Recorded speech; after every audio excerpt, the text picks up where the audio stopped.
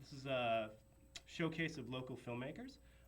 Tonight we have 5 filmmakers in the studio who are all currently going to be in the Boston Film and Video New England Film and Video Festival that is going to be occurring the week of April 1st through the 6th. And I just wanted to welcome you all here. Thank you. It's great to have you. And we felt this was a great opportunity to showcase some people who are doing great work in the local community.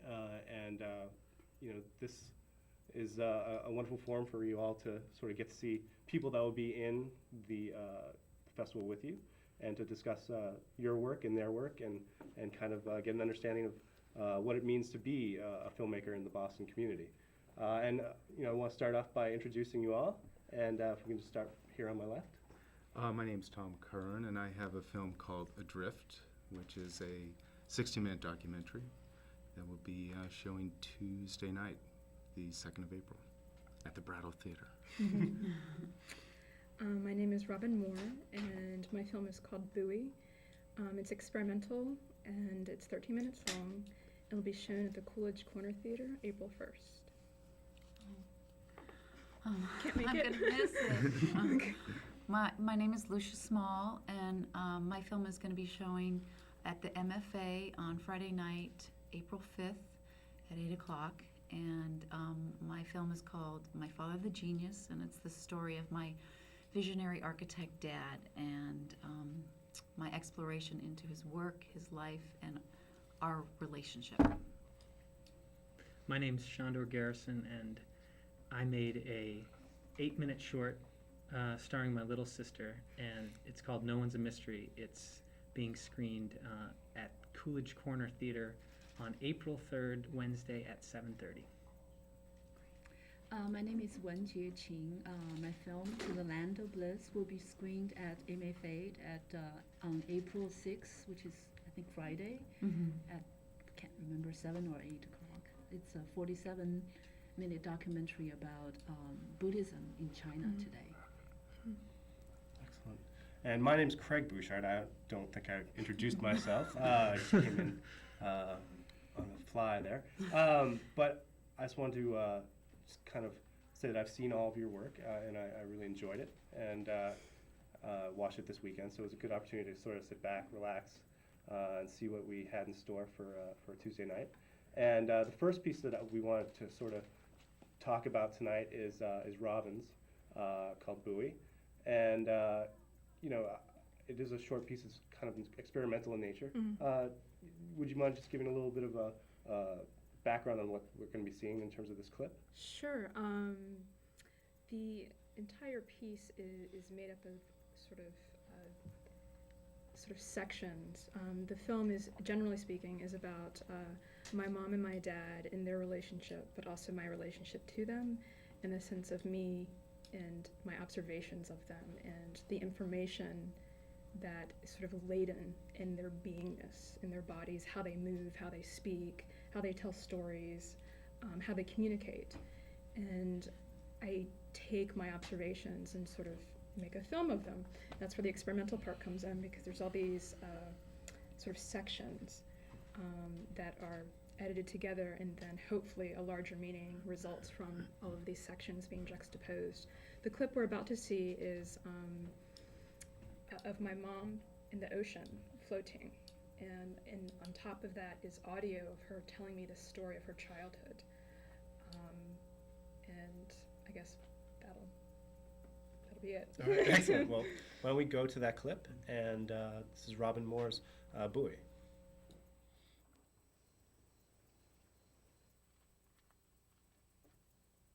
Not too much older than me accosted me between the trash room and the front. I had took the trash over, and inside of an apartment, and I started screaming, and people came out, and he took off.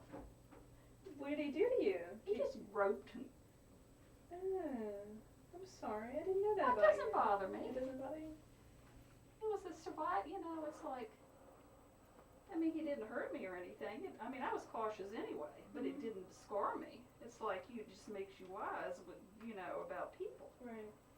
That's, you know, it's not that I'm distrusting, it's just that I know what can happen. Right. I'm trying to think, did I get chased another time? Probably. I don't remember when. Yep. I mean, you know, that, just the way it was.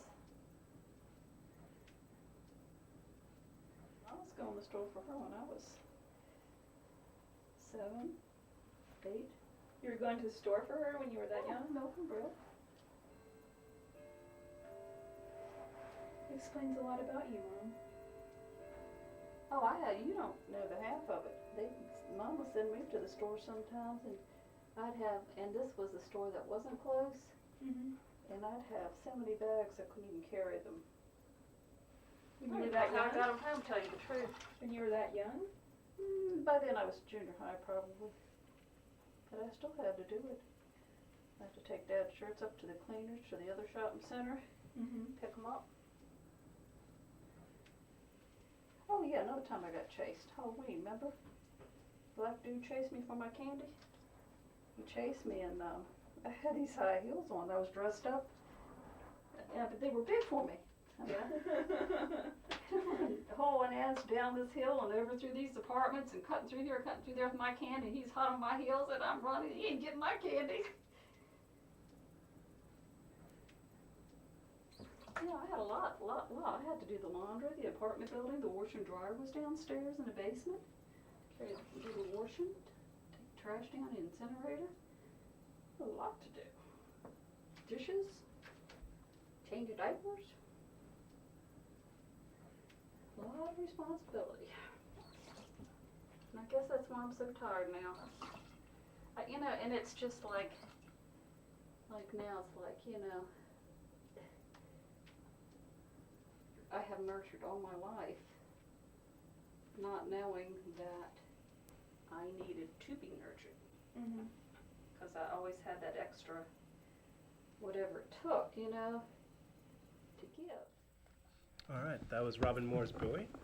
Thank you for that. Now that, when did you start that project? Gosh, most of that footage was shot last summer, and the footage, what you don't get from this clip is there's footage of my parents at leisure on the beach, which is though we don't really get to see a lot of each other nowadays, we have that week at the beach every summer. My parents still get a house, we spend time together, and it's fascinating because that is when the really intimate moments happen, when we're at leisure, when we're laying on a beach for 8 hours a day, and you catch, or rather I catch my parents sort of just lounging, and it reminds me that in my entire history with my family, and specifically my parents, how much time have I really had to be at leisure with them and to really sort of just relax with them. Long periods of time, sure we have short, periods of time where we can talk or whatever, but it's such a remarkable time because of the depth of the intimacy that is established. And the rest of the film sort of juxtaposes, for example, here we have my mother recalling these memories of childhood, where in fact she's remembering she had a lot of responsibility, and part of the theme for the film is her sense of responsibility as an adult and as a child, but also her coming to the realization, as you've seen in the clip, that wow, she wants to be vulnerable too. She doesn't want to feel responsible all the time, and this is something she and I have talked about in depth. And so what I wanted to do with the film is sort of bring that to the surface and layer imagery and audio in a really unconventional way to try and bring that to the surface. So here's me watching my mother. I actually have been called a voyeur because it's a constant scrutiny of my father and my mother. And but trying to glean information from that watching and realizing that there's information in that layering too, in the process of experiencing the moment, but also editing the film and bringing the film together.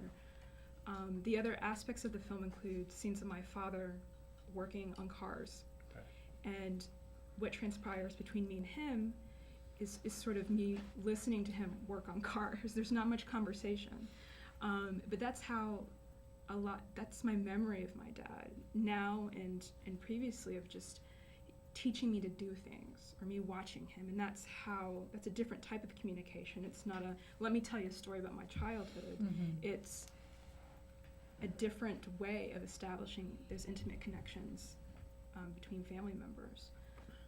And so in the film, I'm looking at my relationship with my parents in terms of those leisure moments and what I see in those leisure moments, but also with my father specifically during those work moments. He's always working on something. He's burning brush. He's, spraying weeds. He's always working. But I'm always watching that work, and I'm learning from that work. So I'm trying to sort of fit these together like a puzzle and try and find a larger picture that hopefully peels back physical reality to reveal sort of metaphysical reality, which I'm very interested in as far as how we experience the world. I'm very interested in the inner picture of the outside world, and that's what I'm trying to do with not just representing information, but just trying to suss out and larger meanings from all that information. Well, I like the way you pieced it together in terms of the way it was broken down into little episodes, not episodes, but segments sort of of your episodic, life, yeah. where you have portions of very clear style between your dad and the way he is approaching your the way you interact with him, and the way you dealt with your mom. Stylistically, it's very clear. There's a nice difference in terms of the way the tone is set between those episodes. But the way it unfolds, it feels like a memory unfolding in a lot of respects. And I did feel throughout the course of the piece that it does sort of bring you into the moment, but also give you the opportunity to look and try to figure out where you stand in the middle of all these different pieced together memories. And it was very effective. Now, have your parents seen this? Yeah. My mom loves it. In fact, she loves that clip. She said, "Are you going to show the clip of me diving into the wave?" And I said, "Yeah, Mom, I'm going to show that clip." Because I think in a way she just to see herself. I mean, we've all seen ourselves in home movies, but to see herself sort of reconstituted, I think was really amazing for her. She's told me so, and so my mom, as soon as she saw it, she's, "Oh, I loved it. It was great." My dad was like, "Huh," in the sense of, and he and I've talked about it a little bit, and I don't know. I don't know what he really thinks of it, honestly. I think he's very proud of me, just for making work, and but he's honestly never really said what he thought about it. And that's sort of an ongoing conversation or a conversation I want to happen, but that hasn't yet. Right. Well, it's interesting that the way you portray him in that, through the images, it does sort of come off as that would be the reaction you'd get from him anyway. I mean, he always seems to be kind of not necessarily in the shadows, but there's one particular image that I really liked where you slowed the frame down, and it was the wind was whipping through an umbrella, and it kind of kept obstructing his face, and it was just it kind of worked on both in both portions, both when you're talking to him by the car and also when he's on the beach. It kind of gave the sense that this is his constant sort of the way he portrays himself. He's a little he's much different from your mom, obviously, who's out there and obviously much more open. The communication is so different, and you can tell what I'm really glad you picked up on that. That how I film him reflects our relationship in such a fundamental way, and it's amazing. And I didn't realize this really until I was going through the editing process, and then I'm like, how come I don't have more images of my dad's face? And I was wondering why. I mean, I have tons of my mom, and I think it reflects the dynamic of my relationship with him as far as how I see him is really differently as far as in my subconscious and in my physical world, and it's so much about the intimacy and distance. I mean, I'm intimate with my dad, but in a very different way than with my mom, and I think that's reflected in how the footage is shot. I think you captured that. I think you Yeah. really did. I'm sorry to move No. forward here, but we actually have to move on to Tom's piece called Adrift. And if you wouldn't mind just giving a brief little setup for this particular piece. Well, it sort of carries through on a lot of the same themes, because in my film, I'm trying to go beneath the surface of a lot of what's been not talked about in my family for so many years. So what I do is I go back to my childhood in Alaska, and I try to sort of pull to the surface the story of how my dad's death impacted me and my whole Irish-American family, and ultimately to really release emotions about my dad that I could never do as a kid, and for most of my life as a man. So the clip we're going to see is an example of the way that I transition back and forth between present time and going back to Super 8 movies that my mom took of us growing up, and then I shot recreations on Super 8, sort of in an impressionistic way, of my memories in Alaska. So this clip is introducing my two brothers who we haven't really met yet in their love of fishing, and then it moves to Alaska to set up my love of nature and skating. Excellent. All right, well, then we will now go to that clip.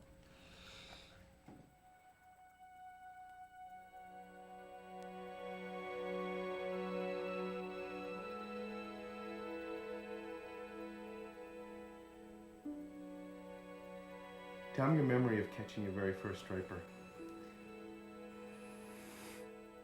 Jeez. That goes way back. I mean, Des and I were fishing. We were fishing on the jetty when we were, boy, I was probably 10. It was probably like, the 20th night in a row we had been down there. And Des is like, come on, we gotta go. I know we're gonna get one. I know we're gonna get one. And I'd be like, okay, Des. I remember casting in some shallow water, and I felt the hit. And I remember yelling at Des down at the end of the jetty that I had a bass. And he didn't believe me at first. He didn't believe me that I had a fish. But I remember he pushed me out of the way. And he said, give me the rod. And I said, why? And he said, because it's a bass, you're gonna lose it. And I said, Des, I'm not gonna lose it. So he grabbed the rod from me. And he, and I let him take the rod thinking it's like, huge bass. And he reels in this little puny bass. And we were like hugging each other and like, crying, thinking like, we did it, we did it.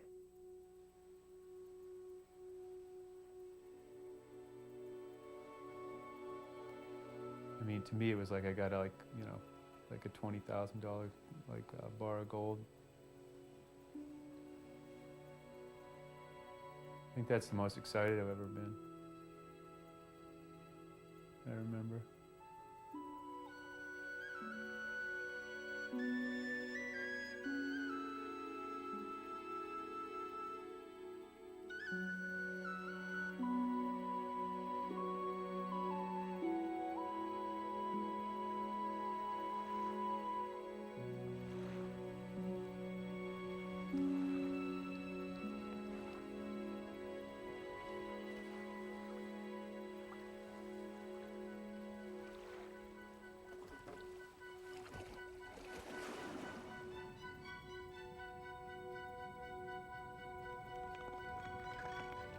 For me, I was really excited about skating as a kid.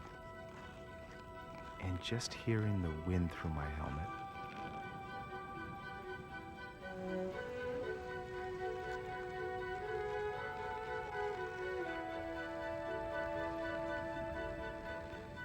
But then I scored my first goal in hockey.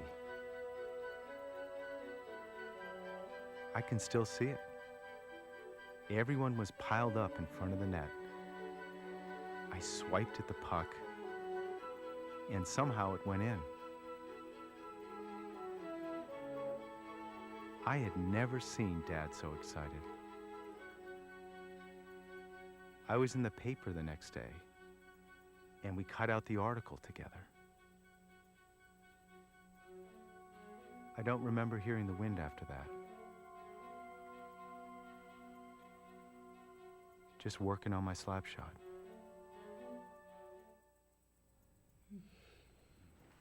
All right. Well, that's Adrift by Tom Curran. That's a brief part of that. It's a much larger piece, so it's a 60-minute piece? 55-minute piece, yeah. And so that, from what I understand, it's been 8 years in the making. Yeah, correct? yeah. So- Well, this started out at one point as a fishing documentary, and you know, I was really set on making this, you know, like really rough and tough story of my two brothers. In fact, the footage that we saw is part of what, you know, was going to be the film.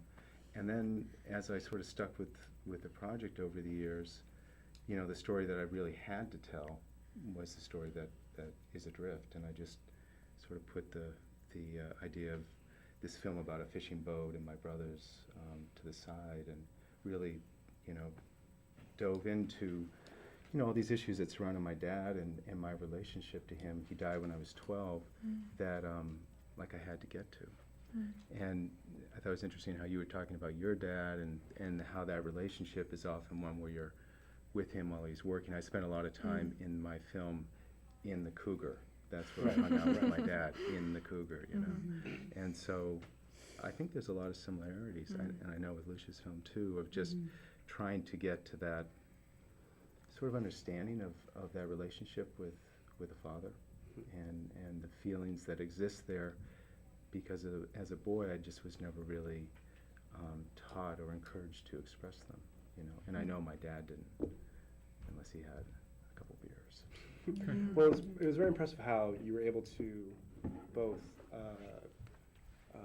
tackle a lot of your feelings about what you felt as being pushed upon you and a lot as a young man, very competitive family. Yeah. And but also you know, a great sense of love and connection between all the family members. And I mean, how did this unfold for your family to really come together and put this on film? Because I know there's a lot of difficult points within the film for people to deal with in terms of the. It was hard. I mean, particularly with my sister, who is very emotional in the film and reveals a lot of her feelings, and was close to my father like I was. So I think in a way it sort of pulled back a lot of bandages that were sort of temporary to begin with, and left a lot of wounds sort of open. So it wasn't easy, actually. But I think through the process of making it, and then especially when it was done, so my family could say, "Oh, okay, now I see what you're doing," you know, because I didn't show them anything for while I was editing. So I think once they saw that it was really centered on sort of my relationship with my dad, and they were helping me to tell that story, and also telling their story at the same time, that there was sort of a sigh of relief. Tom, you said that there's some recreated footage in there. Yeah. Was that what we just saw? That last 16 millimeter looking?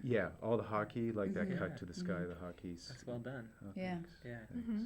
Yeah, so that was Super 8 you shot, right? Yep.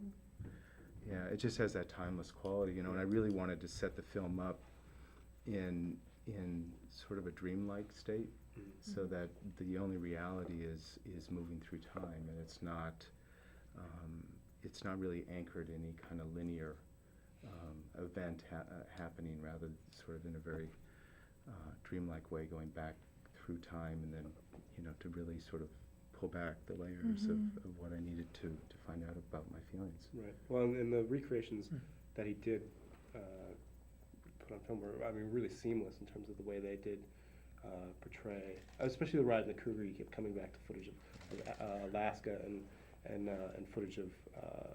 It's a beautiful film too, in the sense of just the way your family also interacts with nature. You know, some of the footage that you have is really impressive. Oh, thanks. Well, I wanted to, I mean, the thing that I really wanted to try to do with this film was to open up so that my emotional place in the film was represented through nature. And I didn't want to put myself in the film, and I wanted instead to have nature really represent the turns of my emotions and my feelings in the film, so that's why it was so strongly represented. Well, I think you definitely accomplished that. It was it was a very moving film, and I enjoyed watching it. I think we're actually going to move on to the next Great. clip, if you don't mind. To Shandor Garrison, who brought his short called No One's a Mystery. And Shandor, if you wouldn't mind just setting up with the clip. Absolutely. It's not about my family, but it stars my family. My little sister is in the lead role. It's based on a short story of, I think, 2.5 pages that I read in college that had always stuck with me as being a great story and very vivid in its descriptions. I could visualize it right away. I thought this would make a great film. And I hadn't done a fiction film before. I like you, Robin, I was messing around in experimental video in college, and I wanted to tell a story and see how I did directing actors and things like that. So I started out with what I thought was a pretty good story instead of writing something myself. And I was lucky enough to get the permission of the author of this story, Elizabeth Talent, who said, "Yeah, sure, go ahead." And she said it's already been made into a film by some people at NYU, anyways. And so that took the pressure off somewhat. And we went up and shot it in a weekend in Canada. It's meant to stand in for the Midwest, real flat expanse.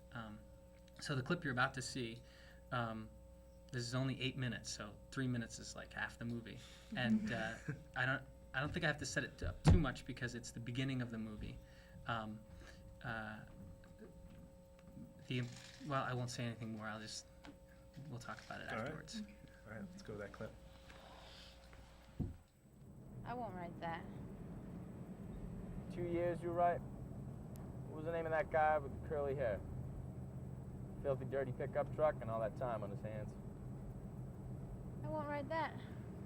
Don't know? No. Tonight I'll write, I love Jack. This is my birthday present from him. I can't imagine anybody loving anybody more than I love Jack. No, you can't. You can't imagine it. In 1 year I'll write, Jack should be home any minute now. The table's set, my grandmother's linen, and her old silver, and the yellow candles left over from our wedding. But I don't know if I can wait till after the trout bisque to make love to him. Must have been a fast divorce. In 2 years, all right. Jack should be home by now. Little Jack's hungry for his supper. And today he said his first word, besides Mama and Papa. He said caca. He's probably trying to finger baiting his cock when you heard him say it. In 3 years, all right. My nipples are sore from nursing Eliza Rosamond. Rosamond. Every little girl should have a middle name that she hates. Her breath smells like vanilla, and her eyes are just Jack's color of blue. That's nice.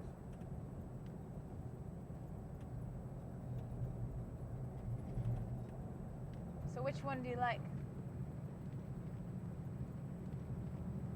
I like yours, but I believe mine. Doesn't matter. I believe mine. Not in your heart of hearts, you don't.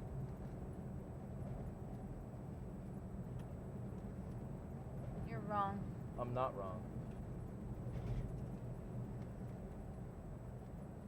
And her breath would smell like your milk. It's kind of a bittersweet smell if you want to know the truth.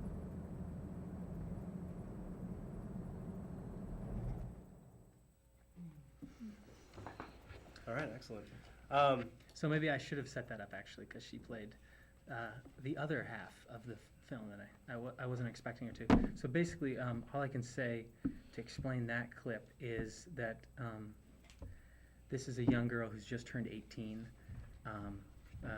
The film starts as a reminiscence in voiceover of her describing the day she got her 18th birthday present from Jack, this older guy who she's having an affair with. They're driving probably to a hotel somewhere, and he sees a car in the distance and pushes her head down on the floor. It turns out it's his wife. And that starts this conversation, which we sort of pick up later here, about what he thinks she's going to write in her diary. And and she claims to have a different version. And so it's just this, I liked it because it seemed like the one moment, a sort of fulcrum moment in at least her life, when she was forced to confront some things that maybe were uncomfortable for her. It was a certain loss of innocence, and it pretty much ends after that scene. Them just going down the road together. It's not really resolved in any way, but I like the short story, and I hope that the film is the same way, and that you kind of, it just leaves you wondering what's going to happen to these people, and leads to an imagining of their lives together or apart. That's probably enough. Yeah, no, and especially in the sense that, what they're talking about, they both have very different views on how they are going to end up. Right. And I especially, it's too bad we didn't see the beginning as well, because that was what we originally had planned. But I liked also, you did catch little details within you're in a very confined space. Right.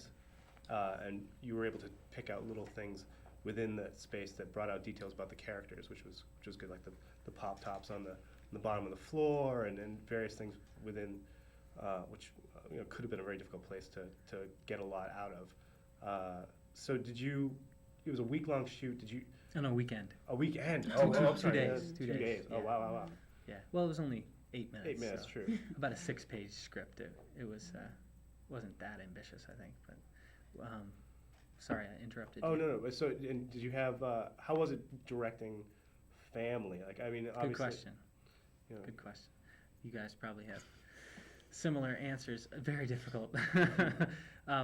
My sister is a great actress, and she I think did a great job at this role. I think I don't know that it would have been easier directing someone else. I have a feeling it might have been, just because there's so much history with your sister. You've seen them in so many other productions and in so many other ways.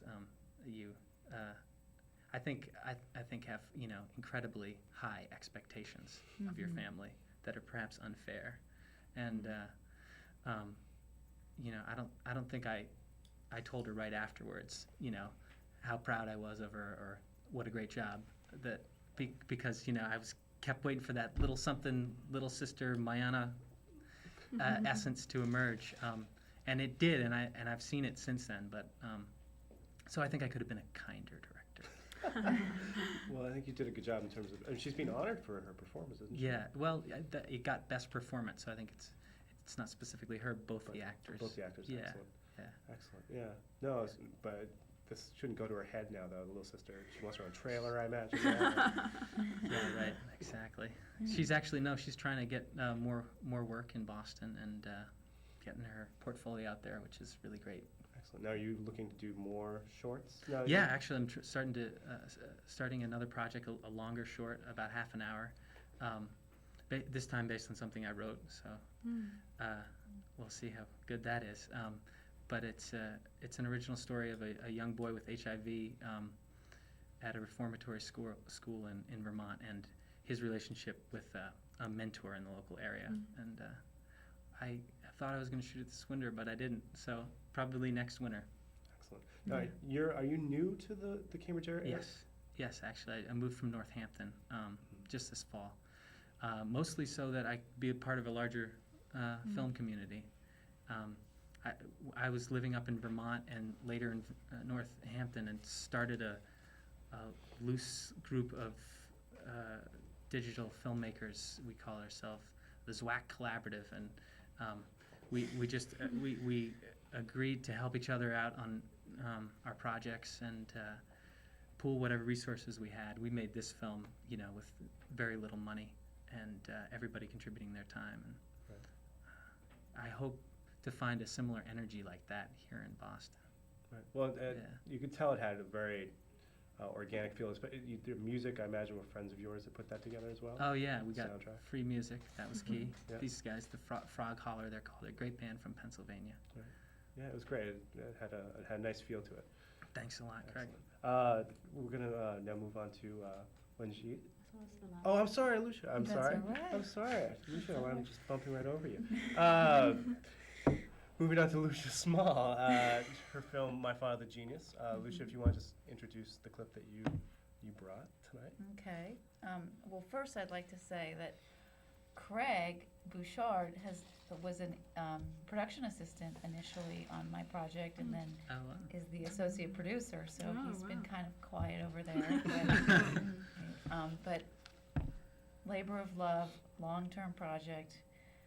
The idea came to me about 8 years ago. I don't think I really started shooting what I like to say actively until 1997, but it was still a long process. And my film is documentary but mixed media, a lot of similar explorations with high 8 and 16 millimeter, and I also wanted to explore different ways to express what was going on for me, and what I gravitated towards was animation.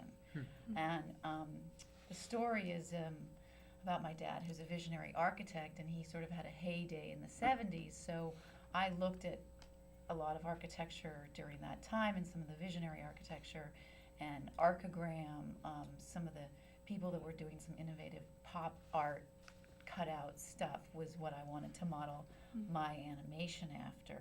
So we ended up not having as many animated pieces throughout the film that I had originally envisioned, but this particular clip that we're going to show is pretty much the crux of the dilemma that I face with my father. And I think we start out with him in front of a real building that he actually built, and then we go into sort of my dilemma around him being a genius. So.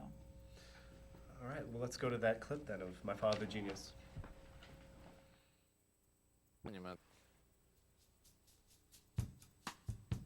All my life, I've heard my dad call himself a genius. Sometimes I actually think it's a cool idea to have a genius for a father, and I allow myself to fantasize about it.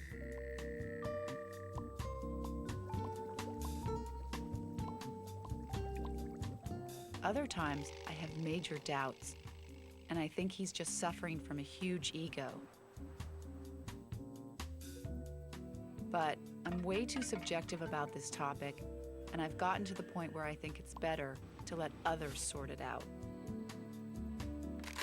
If you look up the word genius, or you talk about, well, what does that really mean? I think Glenn falls very much into that category. The geniuses in architecture, I think, are probably Le Corbusier and Wright. Nobody else. Not Mies, nobody. A genius doesn't necessarily have to be successful. A genius is a genius because they think and they have a total world of their own. He's difficult, but he's a genius, and I guess most geniuses are difficult. But yeah, I think he is. Definitely. But he's a pain in the ass, but he's a genius. I lived with him, and he didn't feel like a genius to me. I see him as a person with some very unusual ideas. They were intriguing. They were Buck Rogers kind of stuff. He didn't have any genius in personal relationships. And I think we met at a church youth group.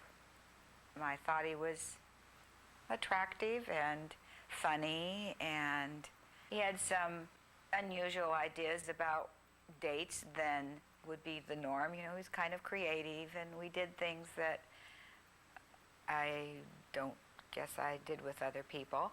There were some things that bothered me about the dating, because we would be going someplace and he'd see an interesting building, and he'd just walk up to the door and say, "I'd like to see your building. I'm an architectural student."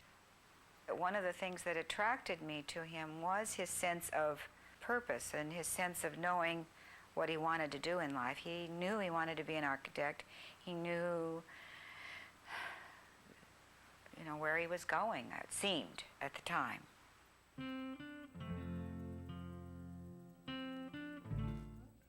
Okay.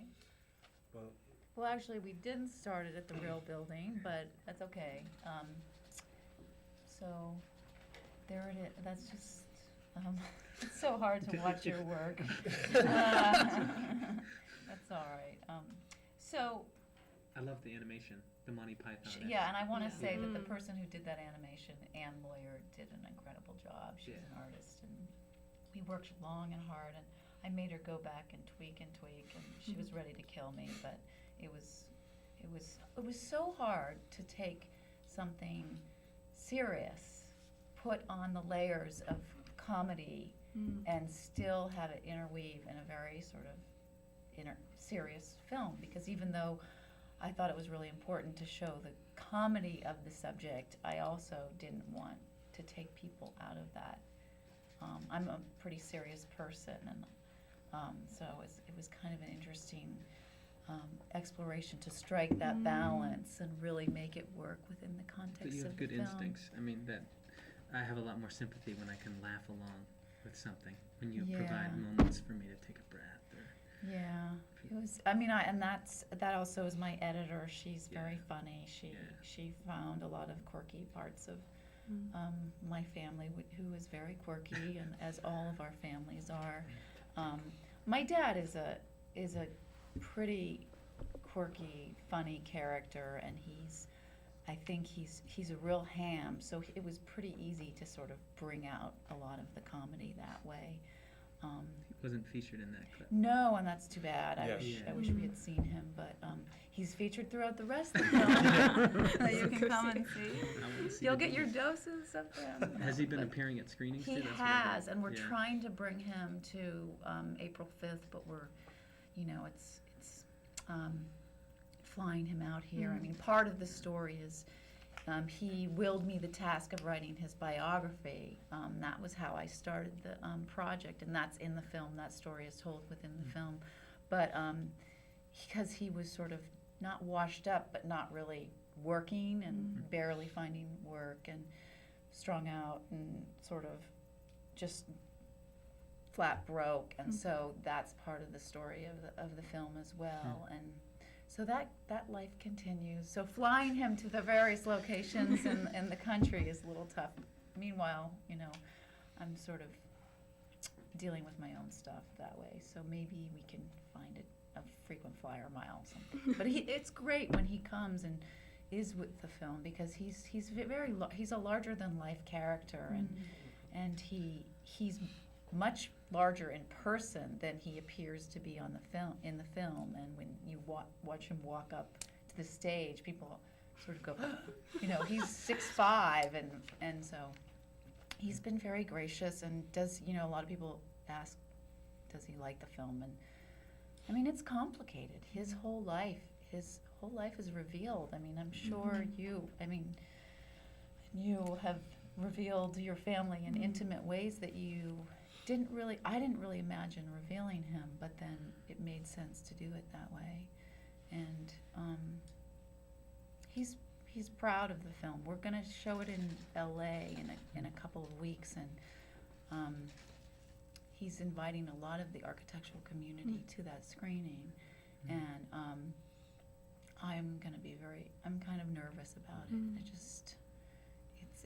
It could be a healing time, but then you never know with my father what outcome will happen. So it was hard to tell from those clips, like what your relationship with him is now. Well, through the progress of the film, I got to know him. I didn't know him, and that was the whole thing. I didn't know my dad because he was very obsessed with his work, and I mean, creative endeavors take a lot of concentration. They require huge amounts of energy, and having a family. I'm sure all of you, it would be hard to imagine making these films that we made and have 3 children, and how to integrate that world and life. And so I didn't know him at the beginning. I mean, we sort of knew each other, but I really feel like I got to know him through his work, which is so defining to him. So, but it was a great, great project. So great thing to do.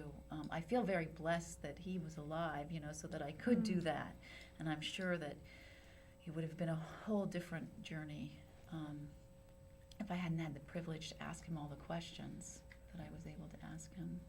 So, anyway, I know are we close? Well, actually, Okay. Are there any other questions, or, I mean? I think it's interesting you bring up privilege, because I've been thinking about my work and work of family, because it's sort of an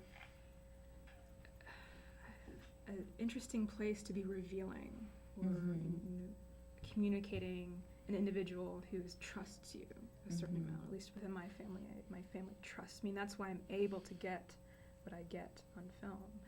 At the same time, that comes along with a tremendous responsibility, which is not always easy.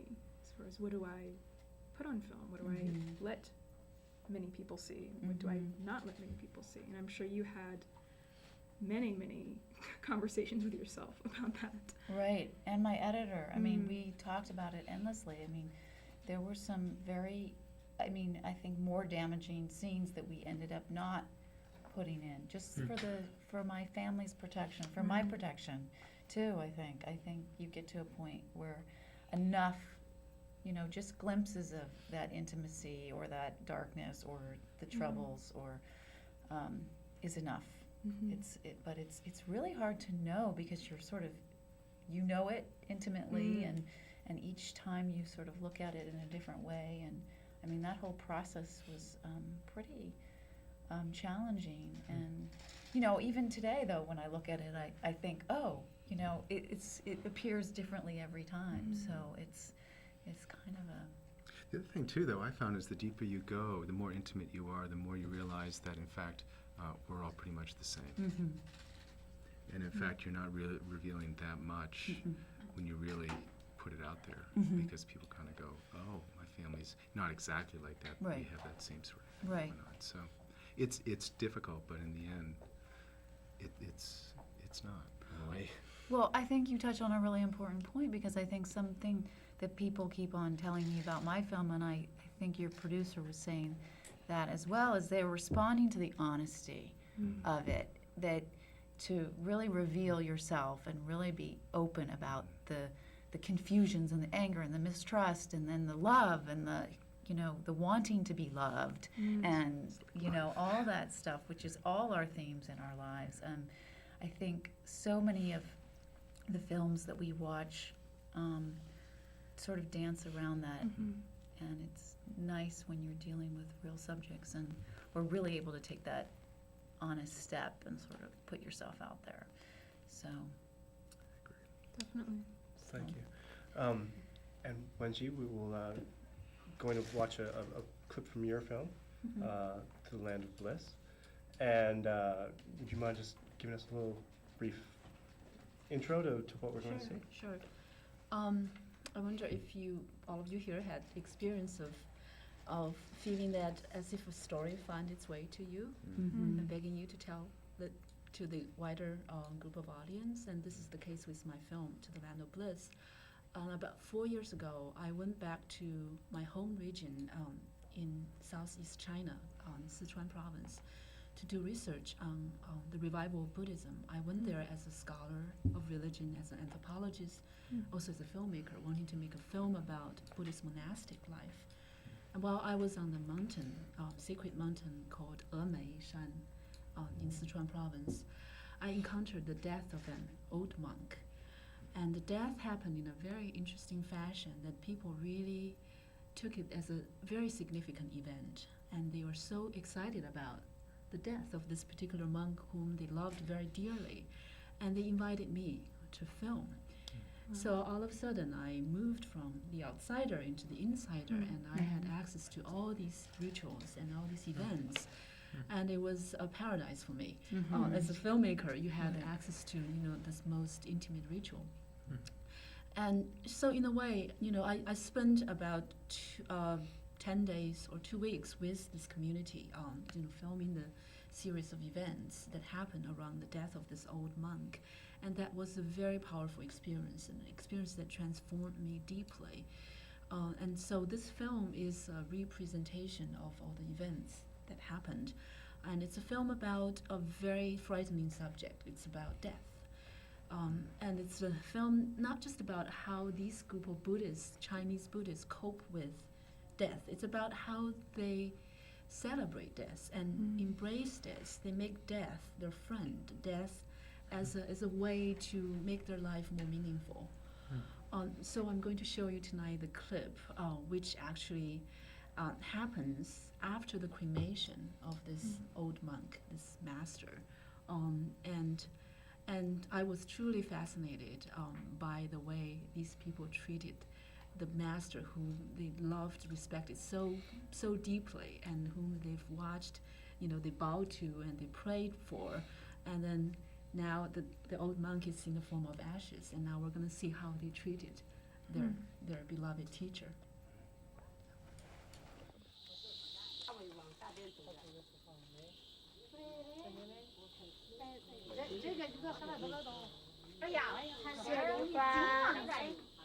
哦，三里头的谢丽花，北北的，你看那个谢丽花，是这个，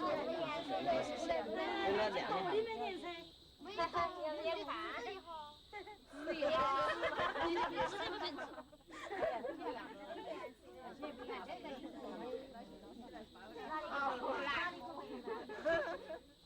确实，他这个比较成功，主要是把这一代看到。 这一代就是他们说的老法师的功，在这个上班。这里是5颜六色的哈，是不是？写日记看的看的每个人的结果怎么样？个人看的不同的。玻璃哦，肯定是。不是，有点像。饺子口袋，饺子口袋那个。饺子口袋嘛，肯定打火了嘛。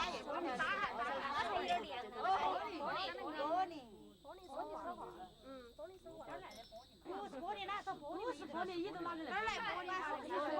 好多年了，写玻璃。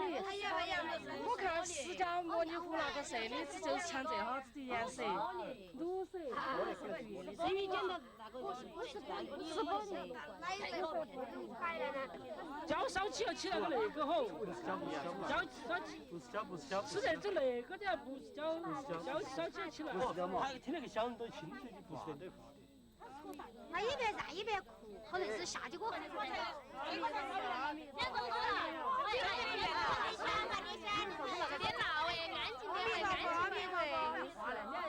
还没烧出来，烧出来了。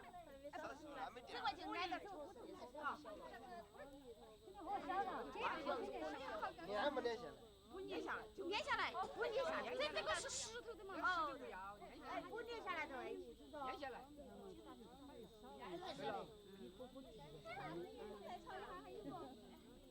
再过年3个月，再过年熟了就划到了。也算的。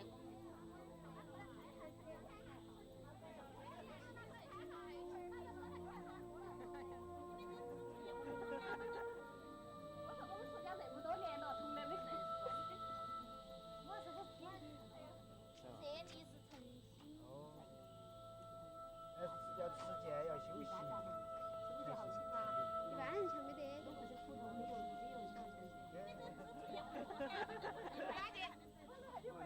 很休闲点儿，还可以转变4大那个。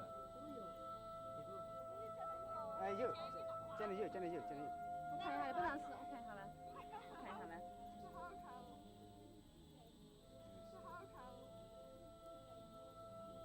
我想点个金黄菜。它那个。 说是现在上面还有灰尘，不然还是看起。好了，大的还有小的嘛，还有。我看大的不看小的。写的压进的我们。我们城南还有烩面。酒米粉那些。酒米粉搞不淡，整米粉要烩面对。烩面，搓18个人只要得24个要得。搓起还，最多搓18个最好。我昨晚你都梦见你们几点钟在这儿，我做你吃。哎呦。 把师傅吃了，小气那个你们就不到起你看。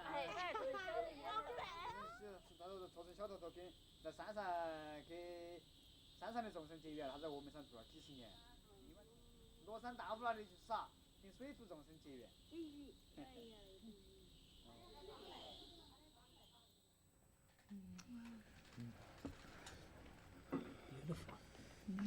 Never before I went to the mountain, I never imagined Buddhist, like that. And what an incredible, energy, kind of energy that these people are radiating.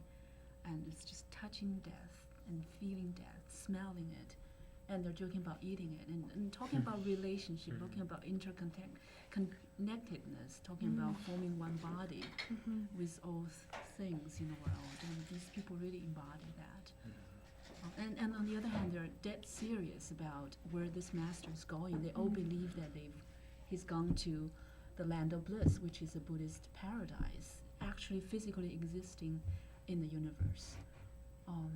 So it's a really a different time and space that I was in with this group of people, and I was just excited. I feel very excited that I can share this story with you tonight and with people some other time. So Yeah, I urge. I'm sorry we kind of got cut short in terms of discussing your film, but I'd urge people to go and see it because it's really a beautiful film. And I think. Well, when is it showing again? It's showing. I think it's April 5th, 6th on Friday. Oh, Friday, April Friday. 5th at It's 6. Right, at 6 p.m. At MFA. Excellent. Well, I want to thank you all again for coming, and really appreciate you guys all coming here and sitting here and discussing your films. It was a good time. Thank you. Thanks. Excellent. So I hope you guys had a good time. Yeah, it was great. Sure. We had a longer time. I know. Yeah.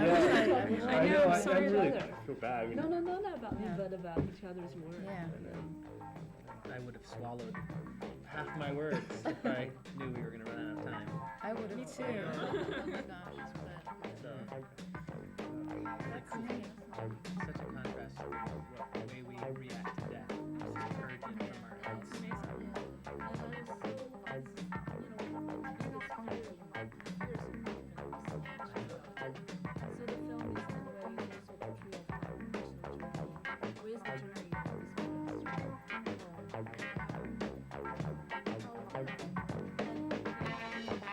It's fascinating how we were talking about feeding animals and forming karmic bonds.